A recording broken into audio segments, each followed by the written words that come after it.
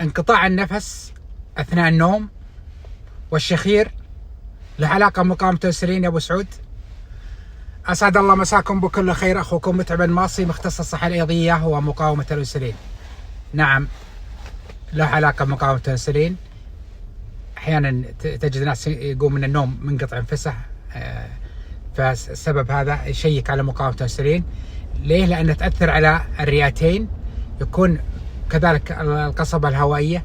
كل المشاكل مقاومة الأنسولين مع الرئتين كثيرة، من ضمنها انقطاع النفس، الشخير، كذلك الأدوية.